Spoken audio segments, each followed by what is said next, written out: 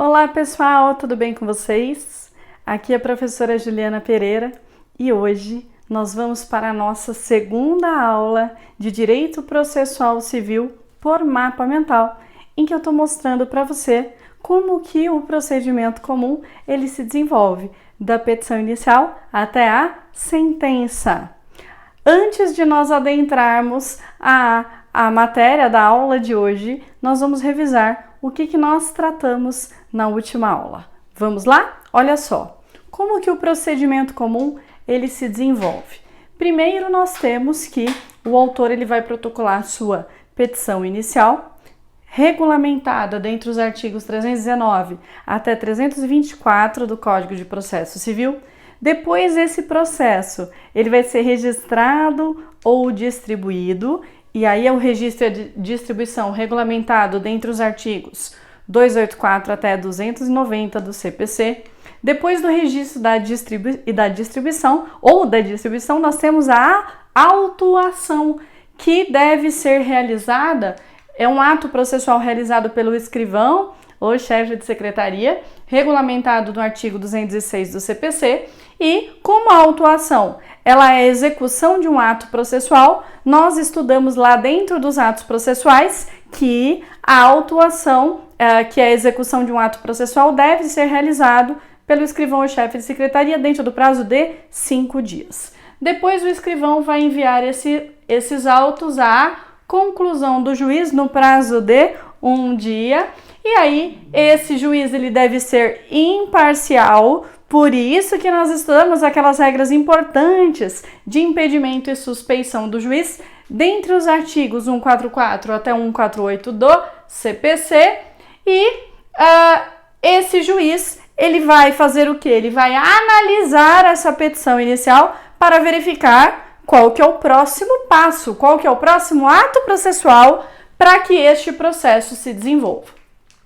Seguindo a nossa aula, esse juiz ele vai analisar a petição inicial e ele poderá ter duas posições. Ou ele defere a petição inicial porque ela obedeceu os requisitos da lei, ou se ela não obedeceu os requisitos da lei, ele vai dar uma chance antes de extinguir o processo e proferir uma sentença sem julgamento do mérito, ele vai determinar a emenda da petição inicial.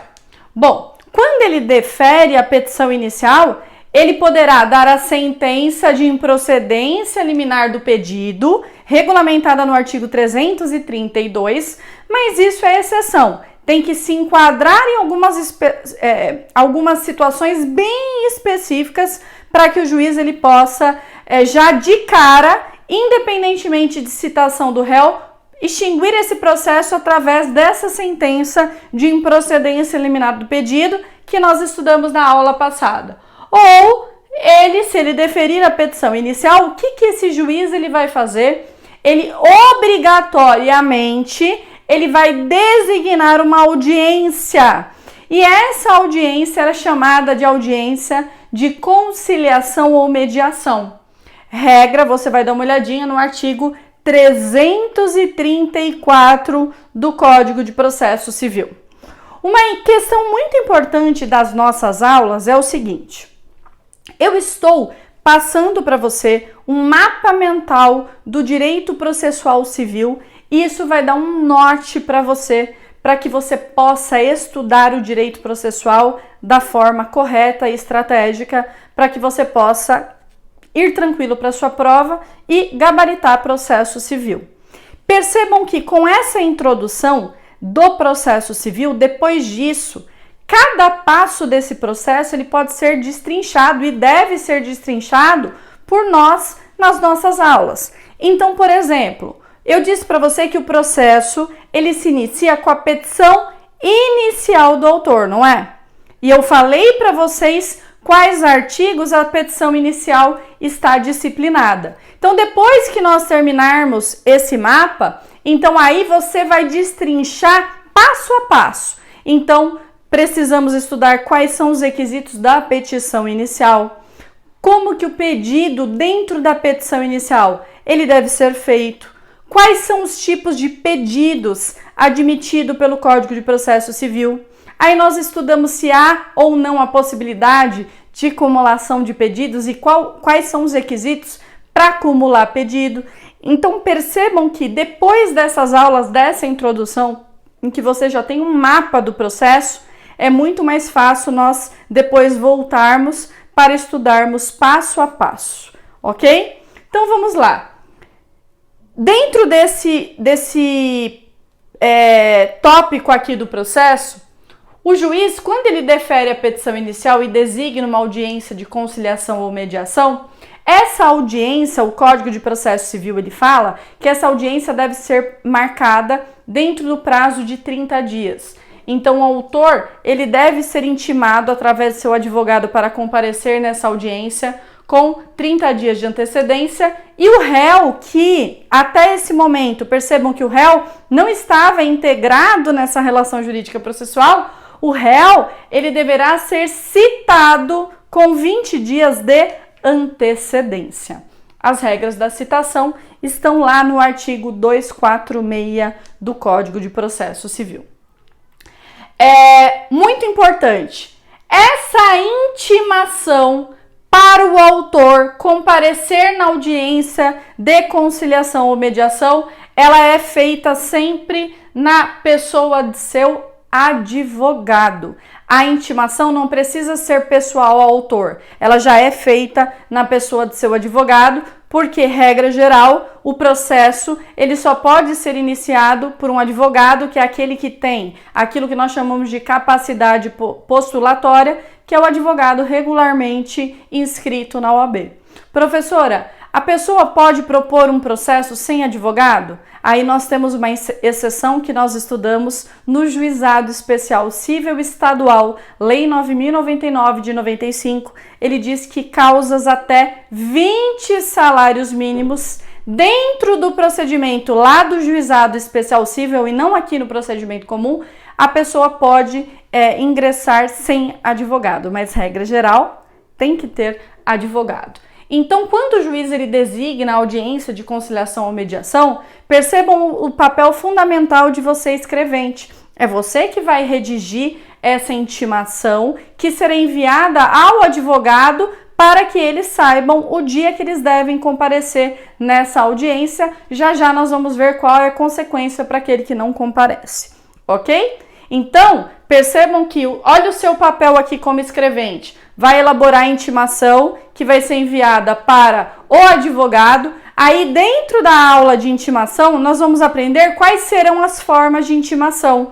Então, eu tenho intimação por meio eletrônico, eu tenho intimação pelo Diário da Justiça, a intimação também pode ser feita pelo oficial de justiça, a intimação pode ser feita pelo correio, e aí nós estudamos todas as regras da intimação, das intimações, na aula de intimações.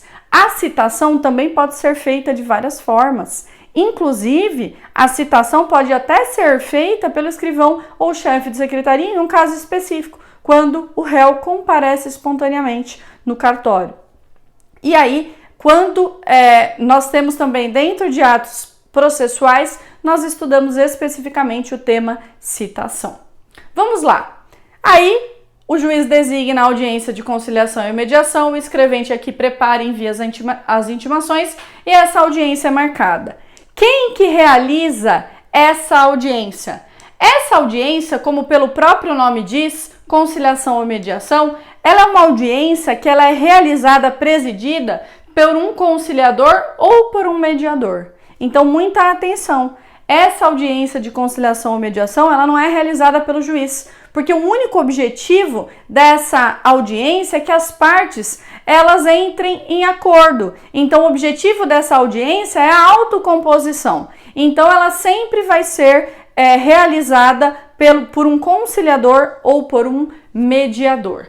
Olha, eu coloquei um computadorzinho aqui para vocês. Por quê? Atenção! O artigo 334, ele é expresso no sentido de dizer que essa audiência, ela poderá ser realizada por meio eletrônico. Isso despenca em prova. Então, atenção, a audiência de conciliação ou mediação, ela poderá ser realizada por meio eletrônico. Mais uma regra importante que você não pode se esquecer dessa audiência. Então percebam que em que ponto nós estamos do processo, realização da audiência, e eu já vou colocar aqui para você, já estou colocando quais são as regras principais dessa audiência. A primeira regra que eu falei para vocês é que o autor vai ser intimado através do seu advogado. A segunda regra é que essa audiência pode ser realizada por meio eletrônico. A terceira regra que você vai aprender é o seguinte: a lei diz que pode haver mais de uma audiência de conciliação ou mediação. Então vamos imaginar que houve uma audiência, as partes estão falta um pouquinho, quase entrando em acordo, mas não conseguiram. É possível, professora, marcar uma segunda audiência de conciliação e mediação? Sim, só que o Código de Processo Civil, ele fala que embora possa ter mais de uma sessão, essa sessão não pode exceder 2 meses da data da realização da primeira. Então, realizou a primeira, até pode realizar mais de uma, então até 2, 3, desde que elas sejam realizadas no prazo de até 2 meses da data da primeira sessão. Se não, imagina, se não houvesse essa regra, era bem capaz do processo ficar 1 ano aí só realizando audiência de conciliação ou mediação, e esse não é o objetivo, porque o processo tem que ser célere, econômico, tem que ter uma duração razoável, ok? Professora, essa audiência é obrigatória? Regra geral, ela é obrigatória. O Código de Processo Civil, ele diz que existe um caso em que essa audiência não será realizada. E aí, uma das regras em que a audiência não será realizada é quando o autor e réu manifestarem no sentido de não realizar, porque eles entendem que não haverá acordo. E aí, marcar essa audiência só vai ocasionar um atraso para esse processo totalmente desnecessário. Então, veja, tanto o autor quanto o réu, eles podem manifestar e falar para o juiz que eles não têm interesse de que essa audiência seja marcada. Se ambos se manifestarem no sentido de que eles não têm interesse, não haverá a realização dessa audiência. Ocorre que, qual é o momento adequado para que o autor e para que o réu se manifestem no sentido de que eles não têm interesse? O autor é na petição inicial.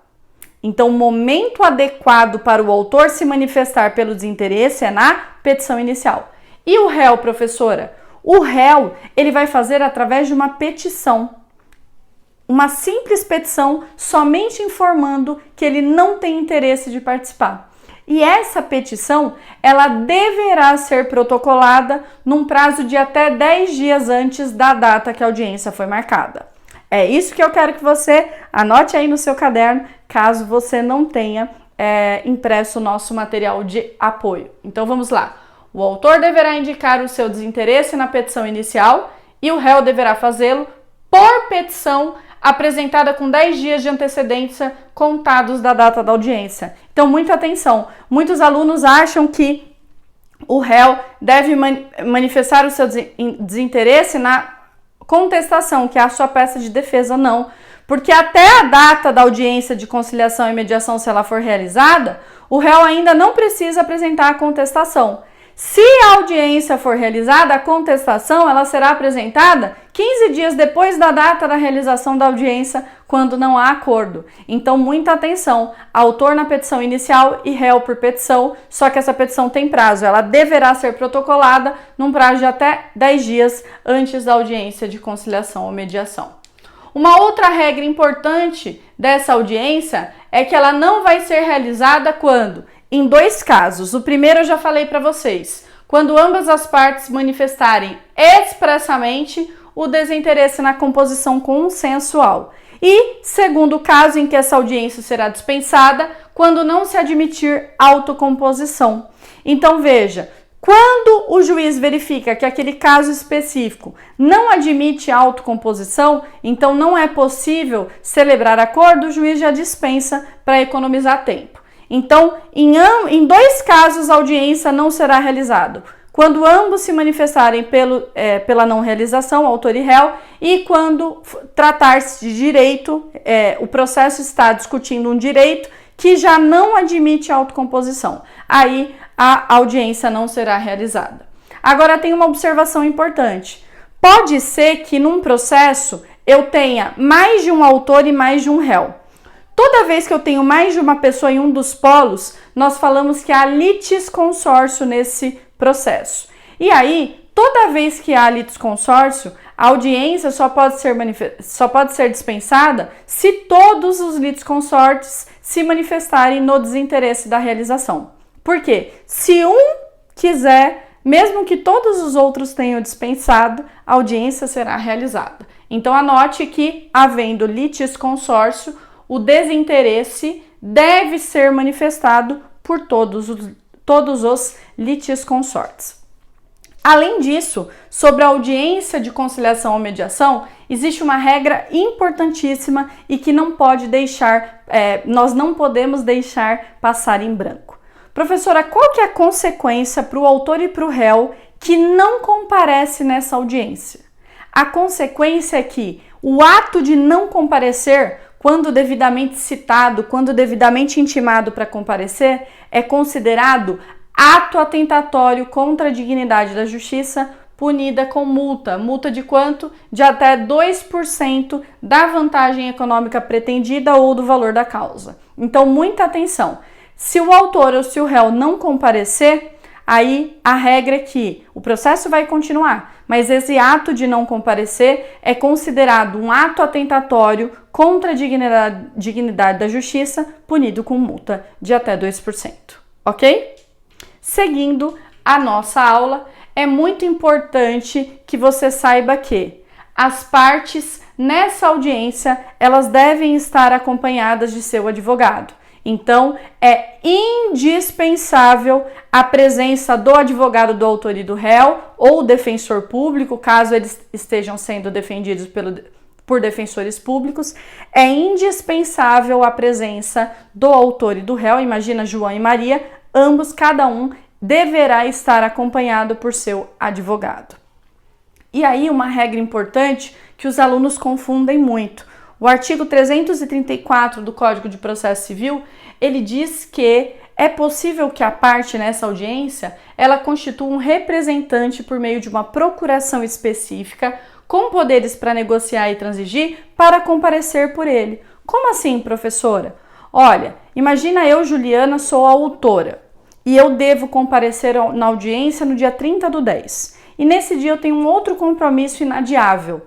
Eu posso, através de um contrato de mandato, e o contrato de mandato, o instrumento desse contrato é uma procuração, eu dou uma procuração para você, para que você me represente nessa audiência. Isso é possível? Sim.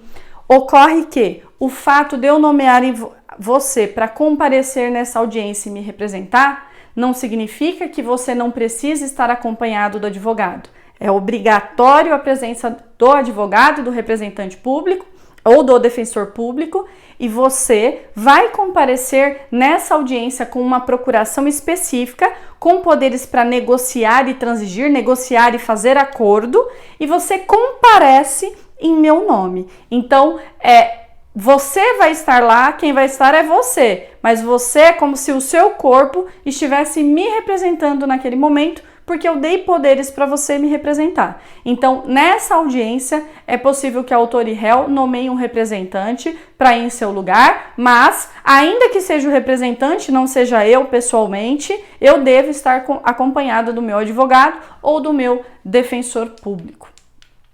Bom, vamos fazer uma pequena revisão aqui no nosso procedimento comum, onde nós estamos, vamos lá? Petição inicial, registro ou distribuição, autuação. Aí, depois da autuação, os autos serão enviados à conclusão do juiz. Se o juiz deferir a petição inicial, o juiz, em 30 dias, ele vai marcar o quê? Audiência de conciliação e mediação. Então, é nesse ponto que nós estamos aqui. Vamos imaginar que essa audiência é realizada. O que pode acontecer nessa audiência de conciliação e mediação? Que você já sabe todas as regras dessa audiência, porque hoje nós estudamos o artigo 334 de forma completa.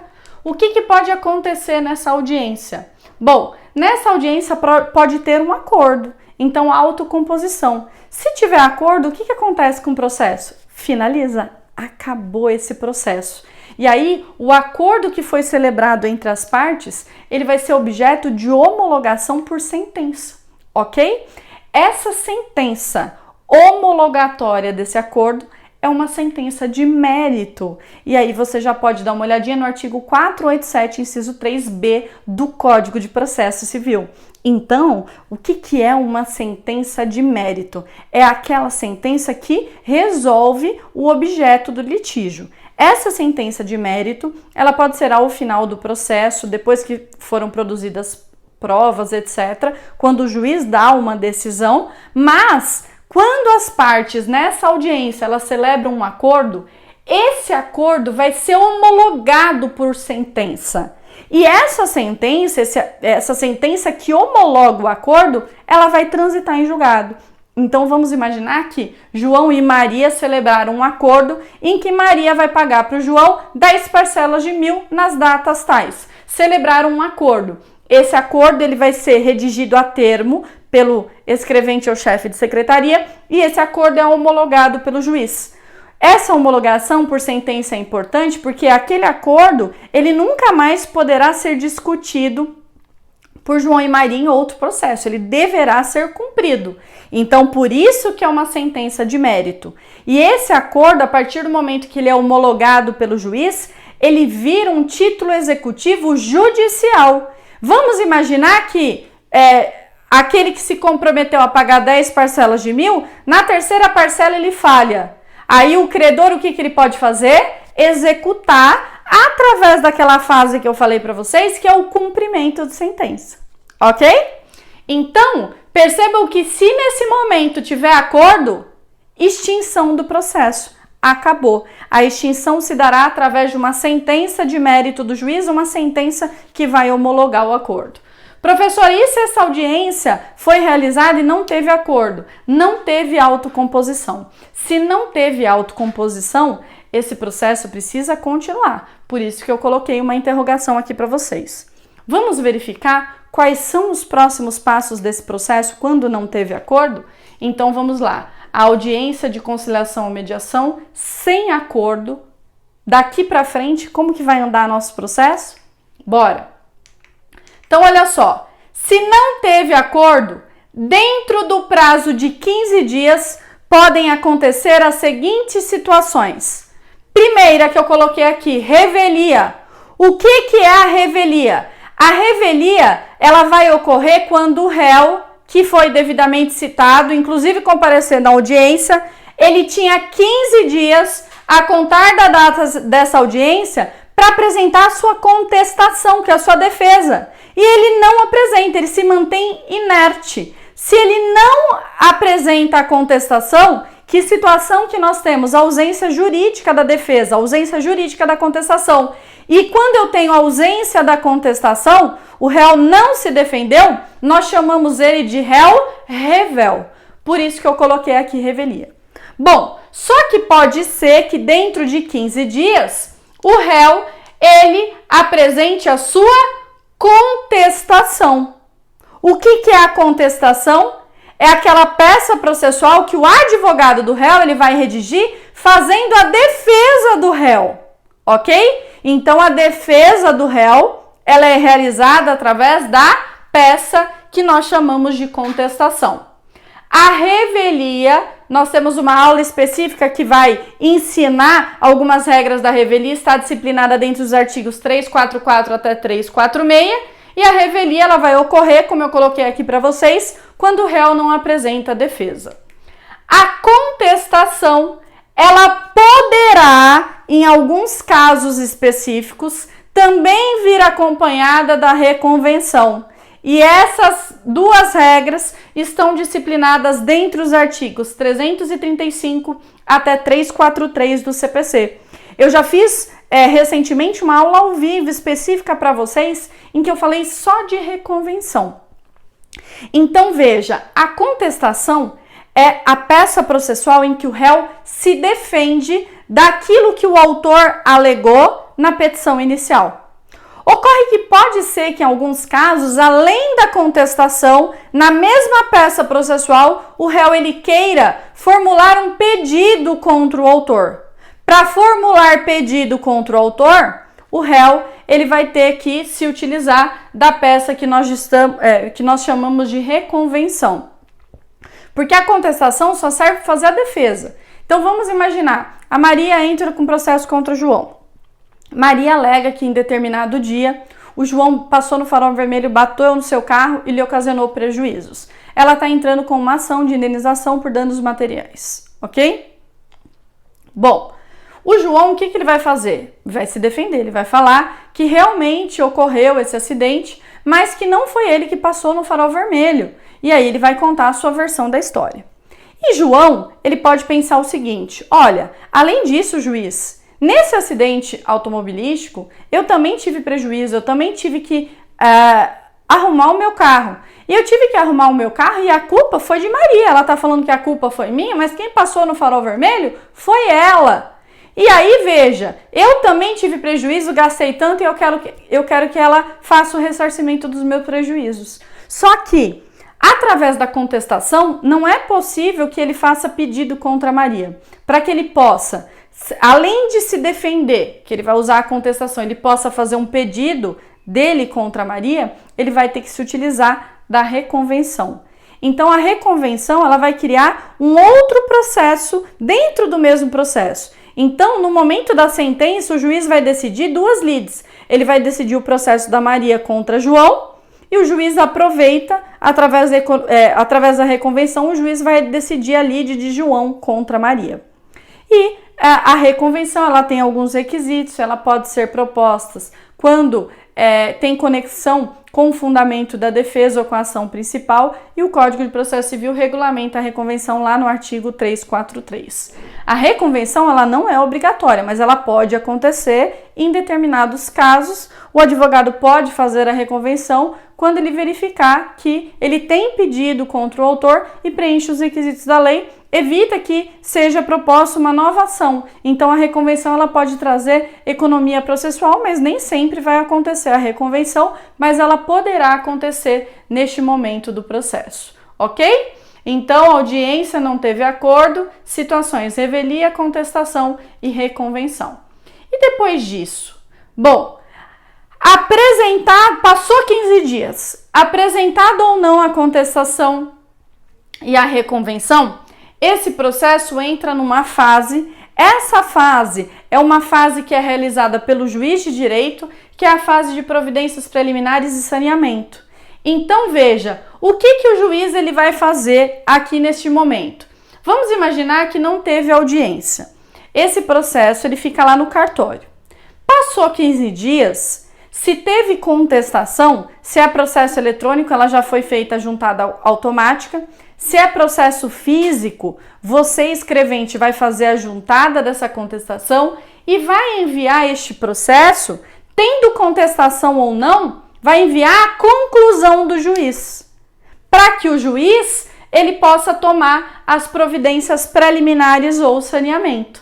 Então, passou o prazo de 15 dias, independentemente se o réu contestou ou não, se apresentou reconvenção ou não, esse processo ele é enviado à conclusão do juiz e a gente entra nessa próxima fase aqui.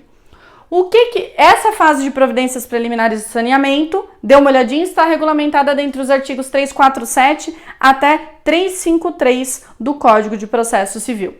O que vai acontecer nessa fase de providências preliminares de saneamento, como eu disse para vocês, que é uma fase que é feita pelo juiz? Vamos lá? O juiz vai analisar o processo e vai verificar justamente isso. Teve contestação? Se não teve, veja, o réu é revel, mas ocorreram os efeitos da revelia, e aí a gente estuda a revelia também dentro de uma aula específica para você entender melhor quais são os efeitos da revelia, que o principal efeito da revelia é a presunção de veracidade dos fatos que são alegados pelo autor na sua petição inicial. E aqui o juiz vai verificar justamente isso. Se teve revelia, ou seja, o réu não apresentou contestação, mas apesar de ter revelia, os efeitos da revelia não ocorreram, porque, por exemplo, trata-se de direito indisponível, então o juiz ainda não vai decidir. Então pode ser que mesmo que o réu ele não tenha apresentado a sua contestação, e aí ele é revel, não ocorre o efeito da revelia. Por que não ocorre o efeito da revelia? porque, por exemplo, trata-se de direito indisponível.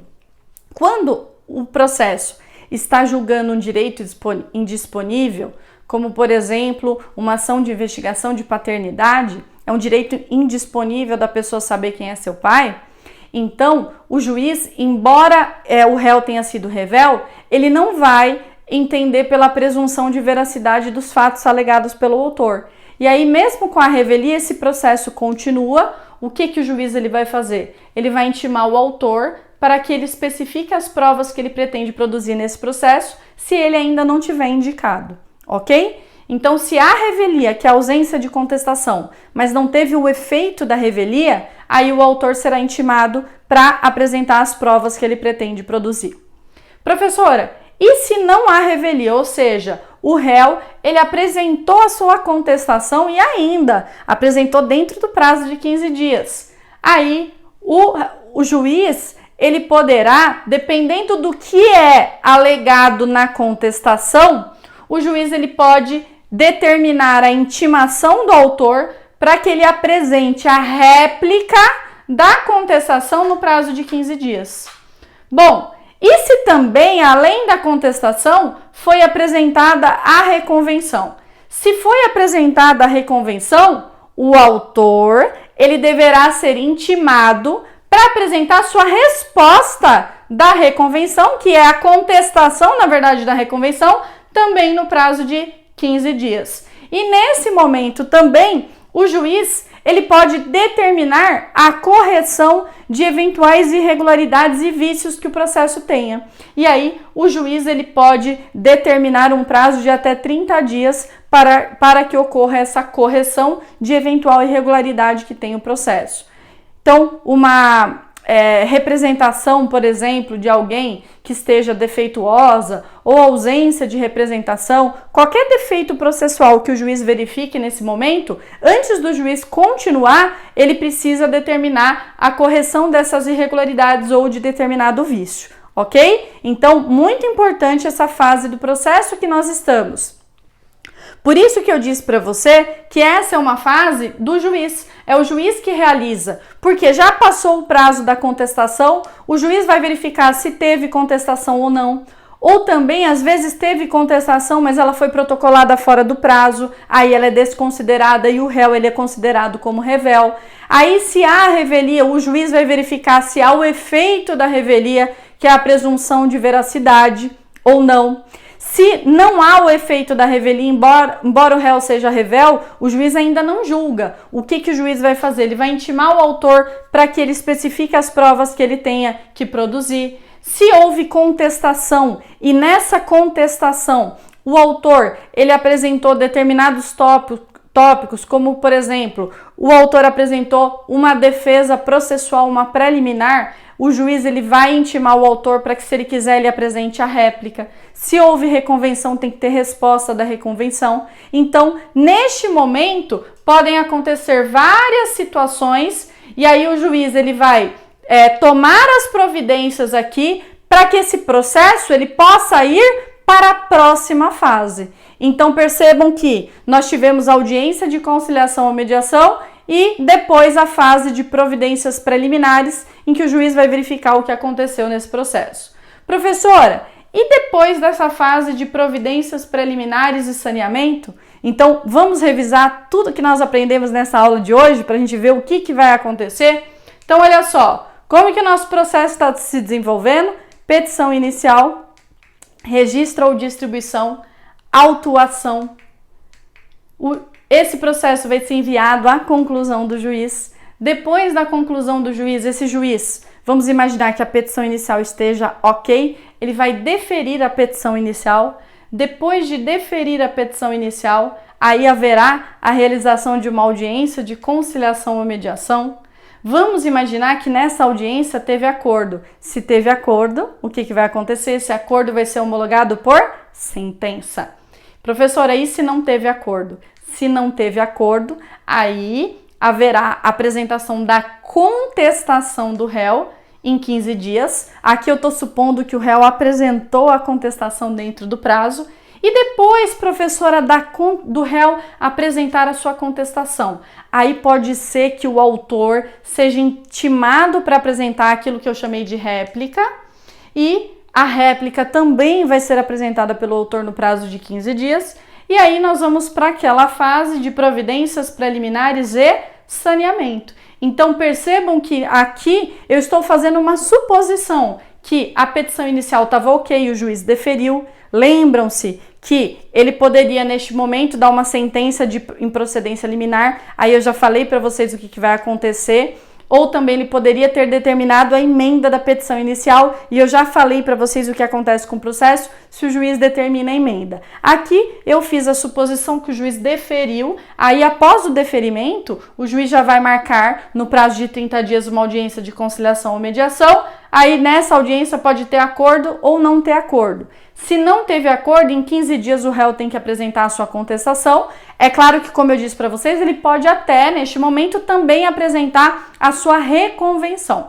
Vamos imaginar que aqui foi só a contestação. Aí o réu, o autor vai ser intimado para apresentar a sua réplica em 15 dias, e aí o processo ele vem para a fase de providências preliminares e saneamento.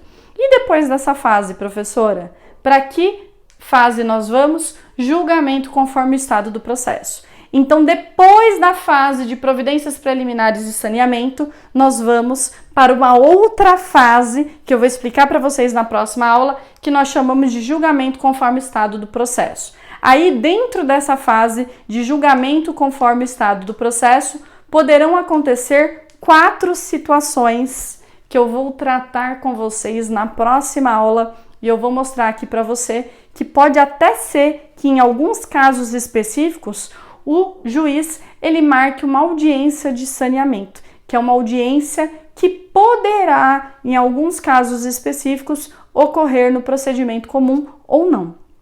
Então, é neste momento que nós estamos na nossa aula de mapa mental e a gente continua desse tópico aqui, julgamento conforme o estado do processo, na nossa próxima aula. E aí eu vou contar para vocês o que vai acontecer com esse processo após essa fase, até chegar na fase da sentença, ok?